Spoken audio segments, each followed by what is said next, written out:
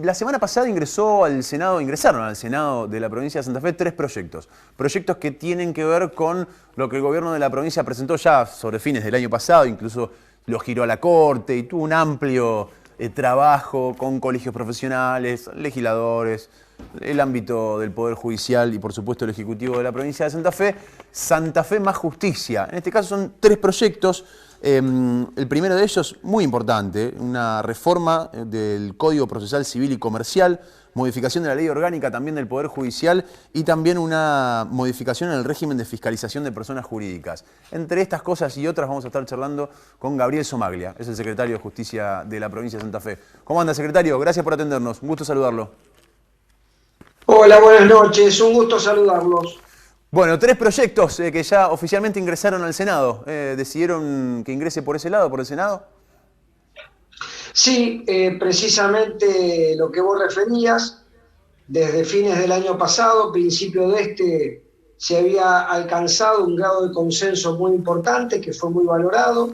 Los 3 poderes del Estado coincidieron en la necesidad de avanzar en distintas reformas vinculadas a la actividad del Poder Judicial. La primera de ellas es tratar de cambiar la metodología de cómo se llevan adelante los procesos de naturaleza que tienen índole pecuniario, patrimonial, como son los procesos civiles y comerciales, donde siempre se disputan allí cumplimiento de contratos, situaciones vinculadas a las familias, accidentes de tránsito, procesos de desalojos y cobro de alquileres, donde la ley que nos está rigiendo hasta la fecha es una ley que tiene 60 años y que obviamente fue sancionada en un momento donde los procedimientos judiciales, sostenidos fundamentalmente en base a papel y con un exceso de rigorismo formal, es decir, una serie de exigencias formales para diligenciar, que hoy, a la luz de este siglo que estamos transitando y en la situación que produjo la pandemia, la necesidad de avanzar rápidamente con los soportes instrumentales vinculados a la informática y a la digitalización, hace que esos nuevos instrumentos sean tomados para poderlo volcar en un procedimiento de esa naturaleza, a los fines de que se agilicen, y así como hace ya 7 u 8 años que se puso en práctica en relación a los procesos Penales, delictivos, claro. como son los procesos penales, que es la oralidad en nuestra provincia, también es instaurar el régimen oral, la necesidad que numerosos procesos sean desarrollados de una manera oral de frente al juez. Eso va a permitir también la agilización de los procesos que se van a llevar adelante para cuando se discutan cuestiones, sobre todo donde lo que se vaya a discutir tengan contenido patrimonial. Ese es uno de los procesos importantes, digamos, una de las leyes.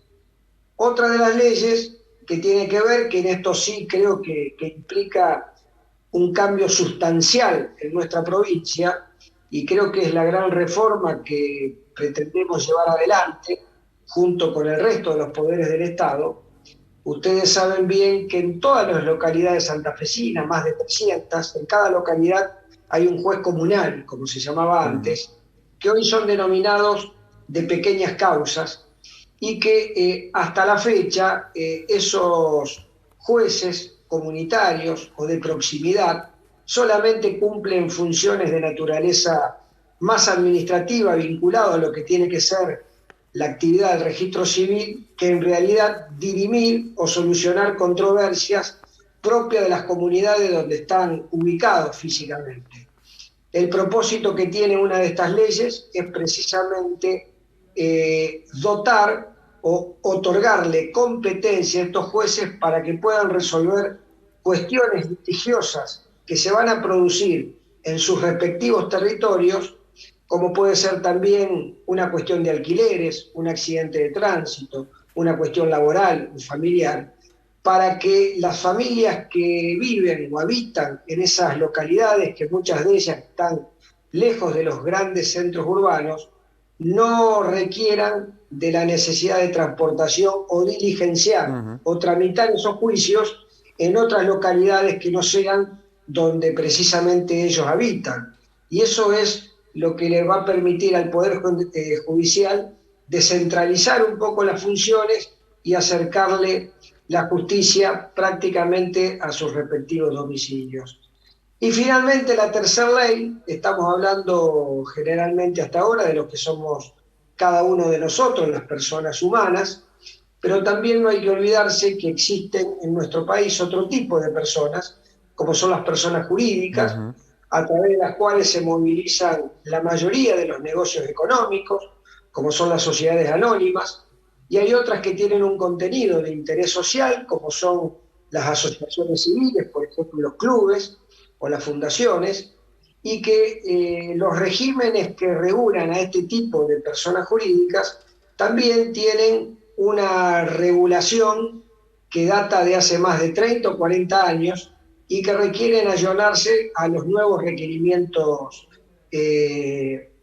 vinculados a lo que es la informática y la incomodidad de tener dos oficinas que ejercen el control. Por ejemplo, para el tema de las sociedades anónimas, todo aquel o toda persona que desee constituir una sociedad anónima, primero debe pasar por una oficina del Estado, del Poder Ejecutivo, llamada Inspección General de Personas Jurídicas, inscribirse allí y luego inscribirse en el Registro Público de Comercio. Es decir, hay una doble registración que lo que pretende esta ley precisamente es terminar con esa doble registración, porque ello conlleva un doble trámite, una doble imposición fiscal y solamente circunscribirlo a una sola oficina, que sería en el Poder Ejecutivo. Son tres reformas que creemos que son vitales para la convivencia y para tener un más fácil acceso a soluciones judiciales.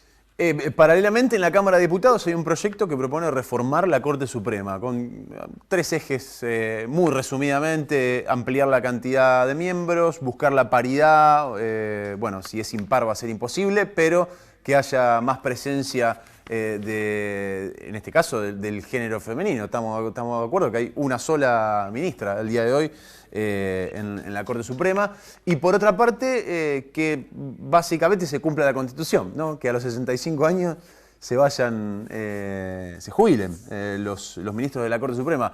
¿Qué opinión le merece esto, secretario? Mire, usted señalaba tres ejes y creo que dos de esos tres ejes son muy válidos. Uno de ellos precisamente es la paridad de género, que obviamente la ley de paridad establece un avance gradual, no establece inmediatamente su establecimiento o producción. Exacto. Y por otro lado, la cantidad de miembros, que me parece útil que sea impar, porque nos hemos encontrado en situaciones donde los integrantes de la Corte, que hoy son 6, sí, tienen que bajar a buscar un juez camarista para desempatar. Claro, y fueron precisamente 2 o 3 casos muy trascendentes para la vida en sociedad.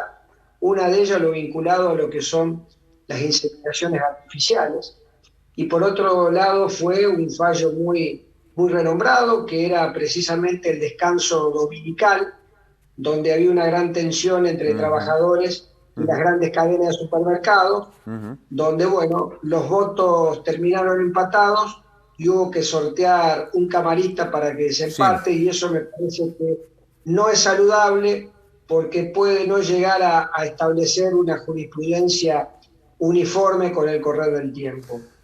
Y el tercer elemento vinculado a la edad, sobre esto hay que ser muy cuidadoso porque si bien la Constitución marca un límite de 65 años, que es vinculado al cese de la inamovilidad, no implica que tienen que cesar automáticamente en sus funciones, sino esa inamovilidad establece que en cualquier momento el Poder Ejecutivo podría llegar a dejar sin efecto. Hay antecedentes jurisprudenciales que esa facultad ha sido vedada por nuestra Constitución provincial, De allí hay un fallo muy trascendente también en nuestra provincia de un ex ministro de la Corte, el doctor Iribarren, que precisamente dispuso que esa precisión que tiene nuestra constitución provincial no va de acuerdo con la constitución de la nación. Y en la nación nos encontramos con un fallo caso Fight en su de no momento, hace muy mucho polémico, tiempo, sí.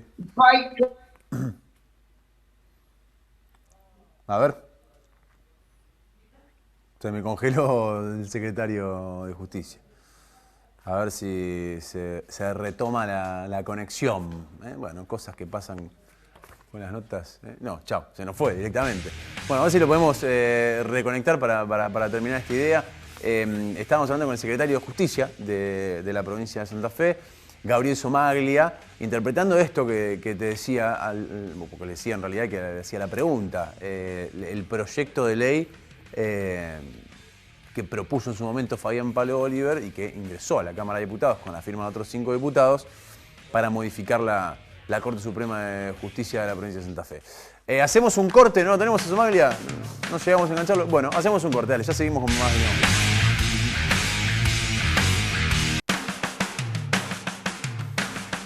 Seguimos en Veníamos Bien. Creo que lo recuperamos al secretario de Justicia, Gabriel Somaglia, que se nos congeló ahí sobre el final. Ahí está, lo descongelamos. Se nos cortó, secretario. Sí, no hay problema. Estábamos, bueno, terminado de marcar un poco su postura y su opinión, sobre todo sobre esta última pata. La pregunta es, ¿el Ejecutivo va a bancar este proyecto? ¿Lo va a impulsar? ¿Se va a acoplar o va a dejar que fluya y veremos? Mire, me parece que son dos cosas distintas. Una, vinculado a los tres ejes, donde me parece que dos de esos tres ejes son muy importantes porque se ajustan precisamente a lo que es la mayoría de las normas que rigen a los superiores tribunales provinciales. En relación al tema de la edad, no es algo que está perfectamente delimitada ni pergeñada, ni siquiera en la Constitución Nacional, que ha dado mucho que hablar cuando fue el caso Fight, y parecería que ahora la jurisprudencia marcaría el límite de los 75 años y no de los 65. Bueno, pero eso se puede modificar en comisiones, digo, en el debate legislativo se puede modificar esa cuestión, ¿no? Claro, pero a lo que voy es diligenciar una normativa que tiene como eje central reformar o transformar la conducción de uno de los tres poderes del Estado. Me parece que fue presentada esa iniciativa de modo apresurado. Creo que esto merece un diálogo previo, una consulta entre todo el arco político y por sobre todas las cosas, creo que también otras entidades deberían opinar antes de avanzar con una normativa. Me parece que cada vez que se presente una ley que implique una reforma trascendente en uno de los tres poderes, merece previamente una, no digo una discusión, pero sí un debate amplio donde nos permita debatir acerca de cuál es el rol, cuál es la conformación, cuál es la metodología y cuál es el plazo de vigencia que deban tener los máximos integrantes del Superior Tribunal. O sea, la respuesta básicamente es no, digamos, el Ejecutivo no lo va a impulsar. Mire, el Ejecutivo, esto tuvo una iniciativa unilateral, exclusiva en el ámbito del Poder Legislativo, es allí donde esto se va a debatir y si se girara a consulta del Poder Ejecutivo, nosotros analizaremos y veremos cómo están marcados los consensos por los distintos sectores políticos. Nosotros lo que buscamos, y precisamente por eso firmamos ese acta del programa Santa Fe más Justicia, creemos que la construcción es mediante el consenso y no por una imposición unilateral sostenida desde un sector de un determinado color político. Creo que esto va a merecer un amplio debate y no impulsarlo de una manera ágil como se pretende darle ahora. Me parece que lo que tenemos que abrir es un gran debate acerca de ello. Gracias, secretario, por su tiempo, muy amable. Ha sido un gusto, hasta luego. Un gusto, hasta luego. Estamos charlando con el secretario de Justicia, Gabriel Somaglia.